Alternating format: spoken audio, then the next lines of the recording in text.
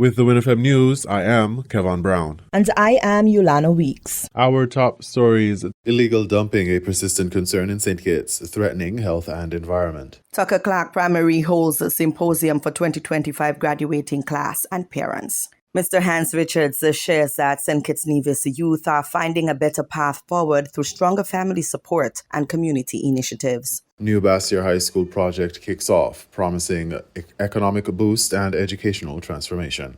Opening of the UE Child Learning and Discovery Facility in Trinidad and Tobago. Internationally, Israel-Iran trade deadly strikes for fourth day with no signs of restraint. Now, the details. The perennial issue of illegal dumping continues to plague St. Kitts, posing significant threats to public health, environmental integrity, and the nation's vital tourism product. In a recent episode of In Focus, Senior Environment Officer Dr. Elric Francis and Environment Officer Shavern Gardner shed light on the widespread practice and the ongoing efforts to combat it. According to Dr. Elric Francis, illegal dumping is defined as when you place domestic or commercial or any type of refuse in an unauthorized area. He clarified the distinction between littering, which involves smaller items like candy wrappers, and illegal dumping, which refers to the widespread, the wholesale dumping of garbage in areas. This concerning activity manifests in various locations across the island, including abandoned lots, the Independence Square guts, and alarmingly, the Royal Bassier Valley Aquifer. The implications, Dr. Francis emphasized, extend beyond more than aesthetics. But it's not just the aesthetic that it looks bad or that it smells bad, but it's unhealthy. And then it affects the habitat, it affects the ecosystem, and it affects the tourism product of St. Kitts. So it has a lot of implications. This critical assessment aligns with the Department of Environment's view that illegal dumping causes adverse and harmful environmental consequences. Contamination of land and water resources, including aquifers and river passageways, can lead to indirect illness in humans, animals, and other forms of biodiversity. Furthermore, it provides a breeding ground for rodents, mosquitoes, and cockroaches, which are carriers of illnesses that can affect the population's health, with the worst-case scenario resulting in death. The spoilage of natural beauty also impacts mental health and fosters an acceptance and tolerance for this grave situation. The Solid Waste Management Corporation is legally mandated to enforce the Solid Waste Management Act 2009, covering litter, derelict vehicles, and unkempt properties. For those caught in the act of illegal dumping, an on-the-spot $500 fine can be issued by litter wardens. This is in line with the $500 fine mentioned regarding illegal dumping in the Independence Square. For more extensive cases, investigations can lead to an abatement order requiring the person to clean the area or a fine of up to $5,000, sometimes both. These stricter penalties could be increased to $5,000 for legislative reforms for solid waste. Beyond enforcement, the Department of Environment emphasizes public awareness and community involvement. We have officers that they do regular visitation and checkups to areas that we call hotspots. The department actively promotes the idea that environment protection is a shared responsibility, not solely the government's burden. The environment is for all of us. The duty and the obligation is for all of us to do our part. Each little helps. I think that is one of the message that is being pushed for sustainability. Citizens are urged to become environmental stewards and report illegal activities, especially since some individuals travel from one community to the other community to do this illegal dumping. The Ministry of Environment has also warned against illegal dumping in Independence Square and emphasized the need for active monitoring by litter wardens.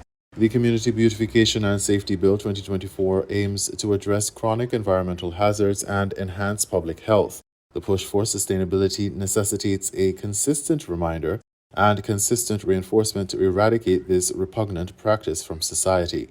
By working in solidarity through continued public awareness, enforcement, and community vigilance, St. Kitts aims to phase out illegal dumping and protect its vital natural resources for future generations. The 2025 graduating class of the Tucker Clark Primary School and their parents gathered at the school on Thursday, June 12, for a symposium aimed at preparing the parents and children for transition to high school. Health educator Mrs. Lucine Vaughn was the featured speaker. She delivered a candid presentation focusing primarily on abstinence. She encouraged the students to make wise decisions, focus on their studies, and not engage in sexual encounters before they become adults. Students were encouraged to keep their genitals private by all means possible. Mrs. Vaughn explained to the students that puberty involves hormonal changes which are normal for adolescents, but expressed that it does not mean that it is time to become active. Mrs. Vaughn also admonished the parents to talk with their children and be positive examples for them to emulate. Another presenter, Mrs. Andrea Watley, a mental health counselor, focused attention on peer pressure. She encouraged the children to shine. The acronym SHINE encouraged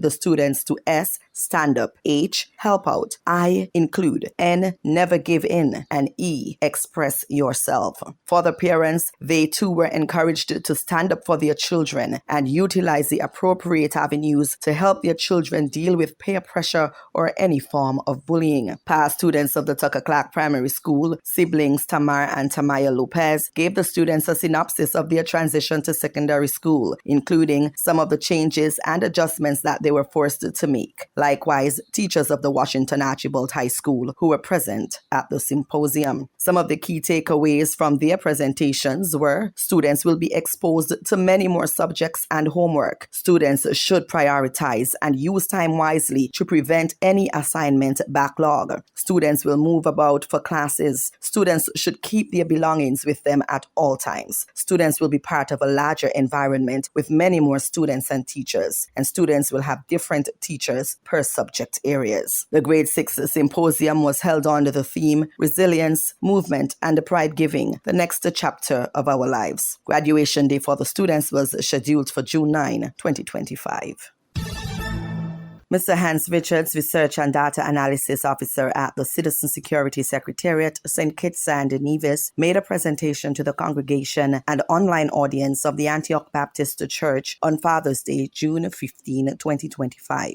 Richards' presentation highlighted positive and productive feedback from the team at the Citizen Security Secretariat on their strategy of tackling crime and violence in the Federation. The Citizen Security Task Force, as of the latter months of 2024, implemented an epidemiological approach to address crime and violence. The unit witnessed a significant reduction in gun-related homicides, sustained peace in communities, and has also shifted focus from crisis response to proactive prevention strategies, Richards informed. Look at what we were like a couple 28 years ago.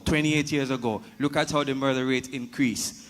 Now when we apply the public health approach, treating crime and violence as an infectious disease and applying the epidemiological principles, this is the results we're having today. And I think those of you who are involved, whether you're involved or not, most of us are doing something to think it's better than what it was. So in terms of the crime and violence, so I think you deserve a round of applause to yourselves. So we have, for the past 8 months, we have witnessed only through gang violence, 1 murder, whereas last year we were at 15. So that's a drastic decrease in crime and violence. The PowerPoint presentation specifically showed that 474 homicides were committed in the last 28 years, with a majority being males. 156 inmates imprisoned are linked to gang violence, and 15 non-fatal gunshot victims are permanently incapacitated. Commenting on the figures presented, Richard said the cycle of violence must stop, sharing the sad reality that violence spreads like a disease but had not been treated as such until recent times. Meanwhile, the public health and security expert gave an in-depth explanation of how exactly he and other counterparts within the citizen security regime had been carrying out their mandate, pointing to efforts to reduce recidivism, ensuring that victims or witnesses of crime and violence do not retaliate, and ensuring that upcoming youth do not copy criminal patterns or behaviors. Just like COVID, we interrupt the transmission. How do we do that? We wear a mask, we social distance, we had a lot of work or school online. Same thing with crime and violence. Instead of social distance, what do? We stop those who are at risk. So those who would have lost a family member, those who would have witnessed a crime or violence, or those who are co-victims, those who probably would have been involved in the killing, etc. So we meet those where they are, and we remove them from the society, and we treat them. For those, and what we try to do is to disinfect the society. So we try to change the behaviors. And just like COVID, when we stop the spread, then the norms will change. People now wear masks. They never used to wear masks before. The same thing. We now want persons to communicate with children. When you see them do something wrong, we go back to what we used to do and talk to them about what their behaviors. It takes a time, it takes a while to change norms, and we have to go back to the norms that we had before. An important and positive development from the Citizen Secretariat reveals that fewer young men are choosing gangs, family support systems are being strengthened, and faith-based institutions are playing a pivotal role in violence prevention and healing. Following a 90-day campaign against crime and violence launched on September 6, 2024, the task force of the Citizen Security Secretariat gathered data from a series of community engagements. Richards said the findings of the community consultations suggested that family issues, which involved parenting, were the leading root cause of crime and violence in St. Kitts and Nevis.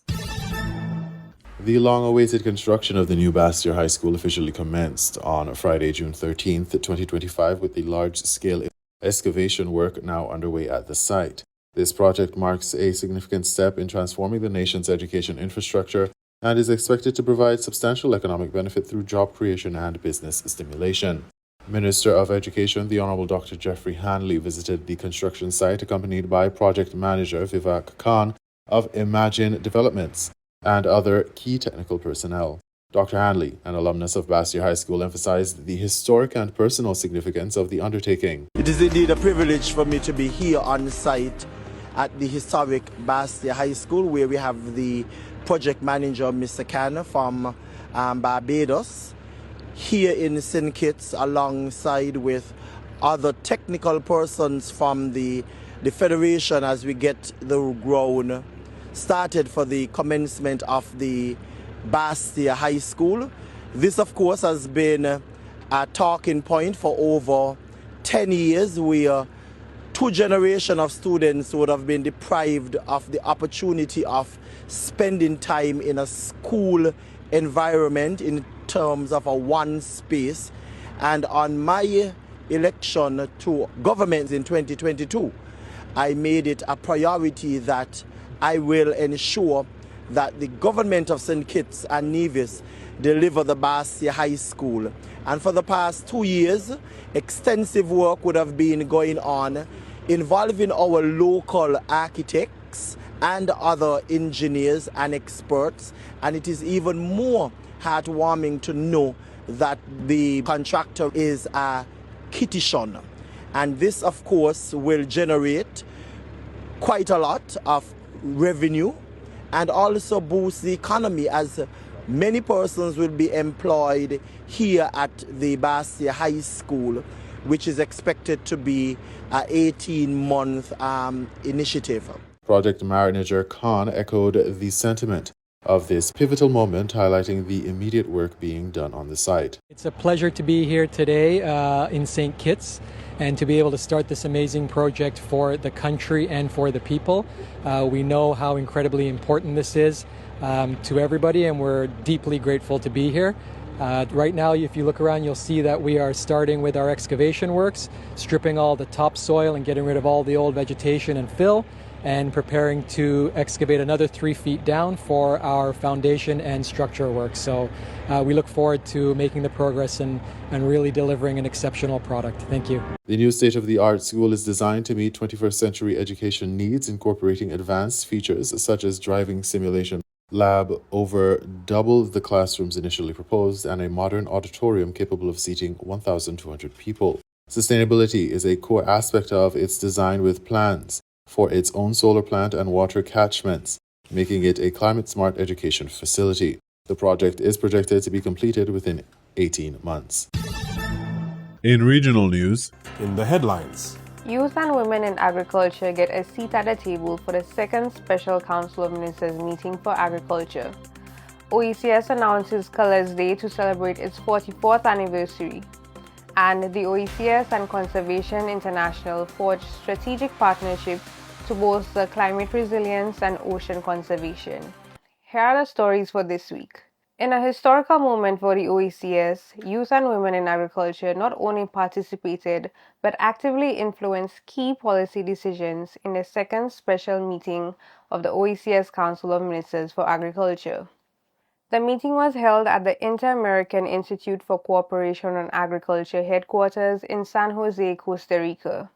In a historical moment for the OECS, youth and women in agriculture not only participated but actively influenced key policy decisions in the second special meeting of the OECS Council of Ministers for Agriculture. The meeting was held in the Inter-American Institute for Cooperation on Agriculture headquarters in San Jose, Costa Rica. The participating youth and women in agriculture outlined some critical challenges and presented solutions aimed at ensuring long-term success of the industry. They raised points of limited access to finance, equipment, and land, inadequate infrastructure and facilities development, and the high cost of livestock farming compounded by inconsistent feed availability and climate-related difficulties. The meeting ended with some proposed solutions and initiatives, including incorporating agriculture education into primary schools and offering summer programs, supporting youth access to low-interest loans and grant programs for agribusiness development, encouraging government collaboration with non-governmental organizations to improve sector support. Before we move on to our next story, the OECS invites nationals in St. Vincent and the Grenadines to register for an exciting fun walk on Sunday, June 15, 2025 at 6 a.m. Scan the QR code in the flyer on screen to learn more. The walk will start at Arnosville Stadium to the Marinas Hotel through the Windward Highway and back. Still in the spirit of celebration, OECS Colors Day is coming up on Wednesday, June 18, 2025, as part of the OECS 44th anniversary activities. This year's theme is Adapting, Innovating, Sustaining, a Unified OECS for a Changing World. On this special day, the OECS Commission invites individuals, schools, organizations, and communities across the region to join in a vibrant display of unity. June 18 is OECS Day. That means it's OECS Colors Day. What are you gonna do? Wear my OECS colors! Do you know the OECS colors? Yes, of course I know. Green, navy, blue, yellow and white. Remind your parents and teachers to wear their colors. And don't forget to tell your friends. Take a picture. It's a celebration of our achievements as a region.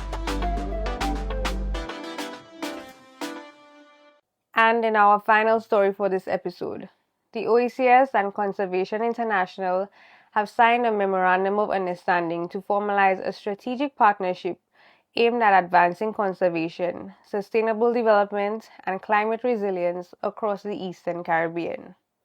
From this partnership, Conservation International will help unlock funding, advise on restoring ecosystems, support strengthening environmental policies, boost data sharing and decision-making for a greener economy, and support green businesses to thrive in nature-friendly industries.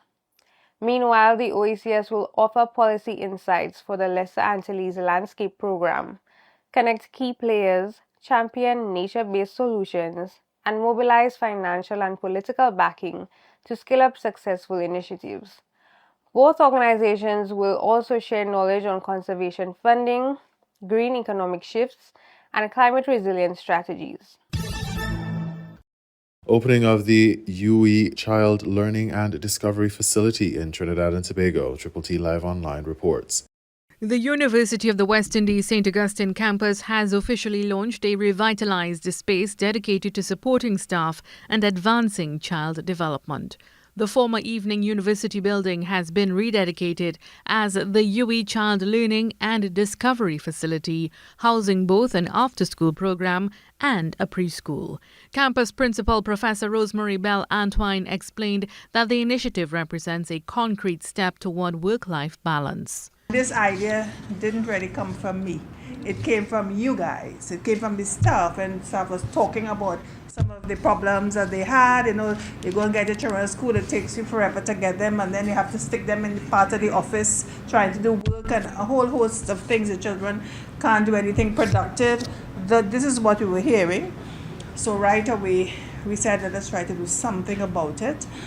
The facility, now officially named the UE Child Learning and Discovery Facility, offers after-school care for the children of staff members and will soon launch a preschool program incorporating Montessori principles at a subsidized cost. We wanted to do it for free, actually. Maybe at some point we would, but at a very, very minimal fee is a step in the right direction, providing top-notch supervision to our colleagues' children, as subsidized staff engagement initiative. And we know it will offer our parents peace of mind. Professor Bellantoine said the campus intends to once again lead in early childhood education nationally, building on its legacy of innovation and inclusion. Our facility will be cutting edge, to be setting a new standard for both parents and children. We'll be offering a very secure environment. Who else could have such a secure environment to bring their children? Both the preschool and the aftercare, and the services we offer will be unmatched. Republic Bank partnered with UE to help restructure the preschool, a move Group Vice President Karen Yipchuk said supports their vision of nurturing young minds and strengthening communities. It has been our privilege to help with the restructuring of this facility, and I got my early walkthrough, because we recognize that the transformative effect that it will have, that the early childhood education can have on our little ones. Both the preschool and after-school components are expected to be fully operational in the coming weeks. Mahalia Joseph Wharton, TTT News. We now bring you these international reports. This is the moment when Israel attacked Iran's state TV during a live broadcast.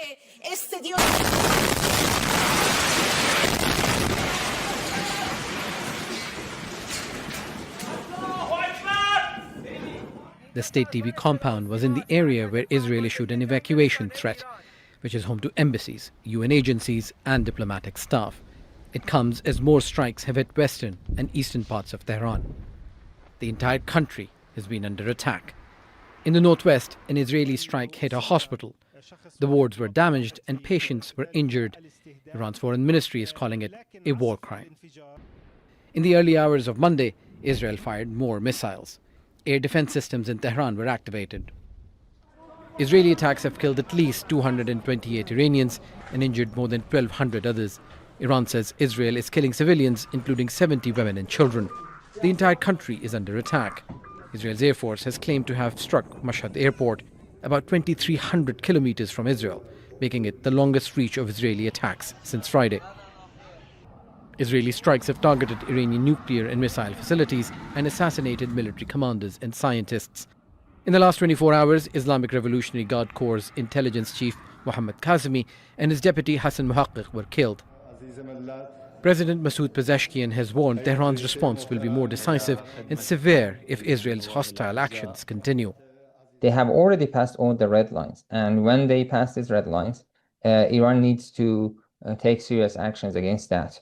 The same model that was happening in Gaza and in Lebanon is being repeated by the Israelis here. In response, there was another hit in Haifa. Iranian missiles hit near the city's energy plant. Israel's main port city is being targeted by Iran after Israel attacked Iranian oil facilities. Air defense systems in Tel Aviv were triggered early on Monday morning to intercept Iranian missiles.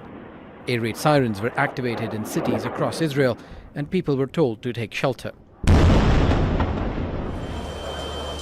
Multiple buildings have been destroyed as Israel's advanced air defenses were unable to block all missiles. Iran's Islamic Revolutionary Guard Corps says it's using new methods in this latest wave, which disrupted Israel's defense systems and caused them to target each other. Iranian targets included Israeli Prime Minister Netanyahu's residence and military sites. The government has not been able to speak clearly about such an off-ramp or about an exit strategy or about an endgame. Many options have been floated. from regime change to slowing down the nuclear program. So a lot of Israelis are more cheerful than they've been in a while, especially after the debacle of Gaza. Israel triggered the crisis with its surprise attack on Friday. Iran says the aggression proves Israel does not abide by any humanitarian, legal or international rules. And as the back-and-forth strikes continue, more civilians are dying on both sides. Sama bin Javid, Al Jazeera. Thousands of residents of the Iranian capital, Tehran, are fleeing their homes. Others are stockpiling essential supplies for fear that Israel's airstrikes will escalate in the coming days. Zora Shelbelizadeh went shopping at a Tehran market on Sunday. I don't know about the stress, but it was very crowded. It's clear that, for example, because of these events, people are worried. Like, what if certain goods suddenly become unavailable? In my view, Saturday and Friday were very busy. Israeli Prime Minister Benjamin Netanyahu called on Iranian civilians to flee in a video released on Monday, claiming his country's air force had free reign in the skies over Tehran. For now, we just want to leave Tehran for more safety. That's all. Because they said to evacuate Tehran. And that in itself has created a kind of fear in everyone. People feel like something really bad might happen in the city. That's why we want to go somewhere else for the time being, until things settle down. Iranian authorities have rejected Israel's messages as, quote, psychological warfare and urged the population not to panic, although state television has aired footage of traffic jams on roads leading out of the capital. The attacks have spread a sense of dread across the sprawling Islamic Republic, exposing critical gaps in safety measures, particularly the lack of adequate bomb shelters. Saeed Khalidi is a shopkeeper. They're truly afraid. When they hear the sound of bombings, they get scared. Just now, we had a customer who was really frightened. She cried and quickly left the store in a hurry. Despite having built several underground missile cities, Iran lacks public bomb shelters. However, the government said on Sunday that mosques, schools, and subways would be open around the clock to serve as shelters during Israeli attacks. The death toll in Iran has reached at least 224, and an Iranian official said civilians account for 90% of the casualties. 3 shopkeepers in Tehran told Reuters people were stocking up on food and gas for cooking and water. The government has assured people that there are sufficient stocks of food and medicine. Police in Minnesota say they've arrested and charged the man they suspect of being behind the shooting dead of a Democratic Party politician and her husband. Melissa and Mark Hauptman were killed on Saturday at their home just north of Minneapolis, sparking a huge 2-day manhunt. Officials have now released images of 57-year-old Vance Bolter, who they claim posed as a police officer to carry out these attacks. Charged with murder and attempted murder, he could face up to 40 years in prison if convicted. Zoe O'Brien reports. Shot dead in their home in suburban Minneapolis on Saturday, State Representative Melissa Hauptman and her husband Mark were killed in what US officials are calling a politically motivated assassination. Just 90 minutes earlier, State Senator John Hoffman and his wife Yvette were shot multiple times, but survived. The largest manhunt in the state's history followed before this man, 57-year-old Vance Luther Bolter, was arrested in Sibley County in a rural area of West Minneapolis. One man's unthinkable actions have altered the state of Minnesota. Melissa Hauptman was the core of who our values were. After a 2-day manhunt, 2 sleepless nights, law enforcement have apprehended Vance Bolter. That's 48 hours that law enforcement involved in a complex and dangerous manhunt.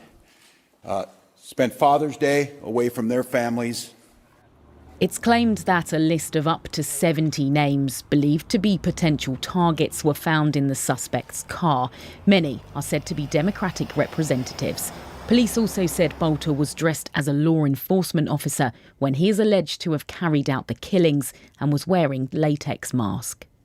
Bolter exploited the trust our uniforms are meant to represent. That betrayal is deeply disturbing to those of us who wear the badge with honor and responsibility. Melissa Hauptman had served in the Minnesota House of Representatives for 20 years. Her killing has shocked the community there. We've lost such a wonderful person in our government. She was doing so much for the families of Minnesota. I wanted to pay my respects. I hope that, I just wanted to hope her family is doing okay. Vance Bolter is charged with 2 counts of second-degree murder and 2 counts of second-degree attempted murder. He remains in police custody. Zoe O'Brien, BBC News.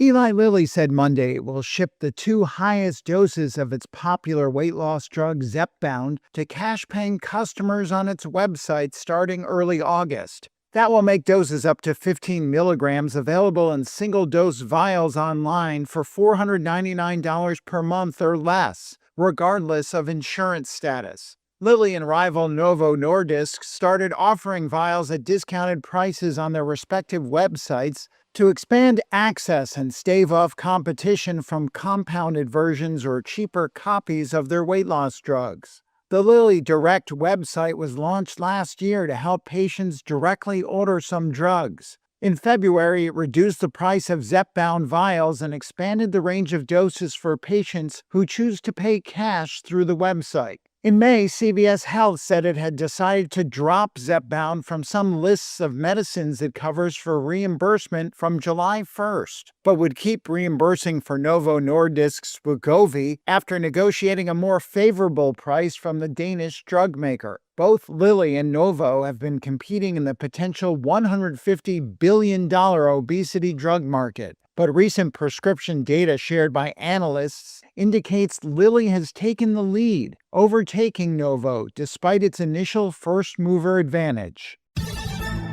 You were listening to the WINN FM 98.9 newscast. Our top stories were illegal dumping, a persistent concern in St. Kitts, threatening health and environment. Tucker Clark Primary holds a symposium for 2025 graduating class and parents. Mr. Hans Richards shares that St. Kitts Nevis youth are finding a better path forward through stronger family support and community initiatives. New Bastyr High School project kicks off, promising economic boost and educational transformation.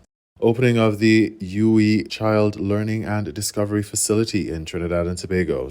Internationally, Israel-Iran trade deadly strikes for 4th day with no signs of restraint. Thank you for listening.